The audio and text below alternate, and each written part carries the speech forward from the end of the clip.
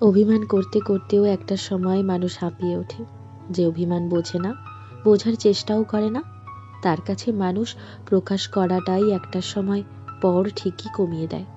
অভিমান না ভাঙলে যে যন্ত্রণা হয়, সেই যন্ত্রণা একসময় ভুক্তভোগী ছাড়া আর কেউ উপলব্ধি করতে পারে না। মানুষ অধিকার বোধ থেকেই কারো কাছে প্রত্যাশা রাখে। আর যখন অভিমান অভিযোগগুলো মুখ থুবড়ে পড়ে থাকে মনের এক কোণে, মানুষ তখন নিজেকে অসহায় মনে করে। দিনের পর দিন অবহেলা, গুরুত্বহীন হয়ে যাওয়া, কারো কাছে নিজের প্রাপ্য অধিকার এবং সম্মান না পাওয়ার কারণেই যত অভিমানের মেঘ এসে মনের আকাশে ভিড় করে। দু চোখে বৃষ্টি নামতে নামতে একটা সময় পর মেঘও কেটে যায়, তবুও মনের এক কোণে আক্ষেপ নামক জিনিসটা থেকে যায় আমৃত্যু।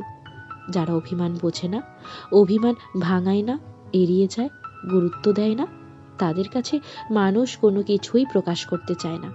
ভালোবাসার মতো অভিমানের গভীরতাও অনেক। যারা ভালোবাসা বোঝে তারা অভিমানও বোঝে, আর যারা অভিমান বোঝে না তারা ভালোবাসাটাকেও গুরুত্বহীন ভেবে মানুষের বিশ্বাস, অনুভূতি এবং আবেগকে ভ্রূক্ষেপও করে না, বরং খেলা করে।